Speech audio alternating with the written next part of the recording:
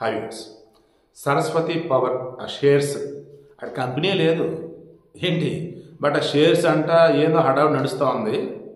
దానికి సంబంధించి మా అమ్మ విజయమ్మ తన కూతురు షర్మిలకి, ఇలా చెల్లి కాదంట, షర్మిల వచ్చేసి విజయమ్మ కూతురు అంట, ఆమె బదలాయించింది. ఇది ఎట్లా కరెక్ట్ అని చెప్పేసి నేషనల్ కంపెనీ లా ట్రిబ్యునల్కి జగన్ అప్రోచ్ అయ్యాడు.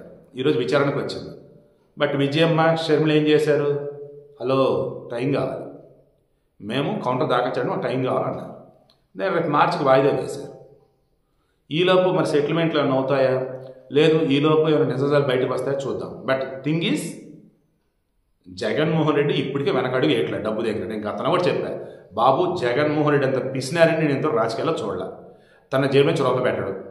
అధికారంలో ఉన్నప్పుడు ప్రజల పన్నుల ద్వారా వచ్చిన డబ్బుని పనిచేస్తూ ఉంటాడు, లేదా అప్పు తెచ్చి పెడతాడు.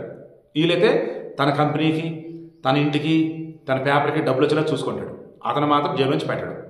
ఇప్పుడైనా ఎప్పుడైనా జగన్ అదే. ఒకవేళ ఎక్కడైనా తనది ఉంది అంటే మొత్తం లాక్కుంటాడు. ఇప్పుడు చేస్తున్నాడు అదే. షర్మిలేమో మా నాన్న ఆస్తులు అనేది, జగన్ ఏమో నా ఆస్తులు అంటాడు. విజయం ఏమో ఆ దేవుడు వీళ్ళిద్దరూ పంచుతాడు అనేది. నిజంగా వీళ్ళు మాత్రం గొప్ప వాళ్ళరా బాబు.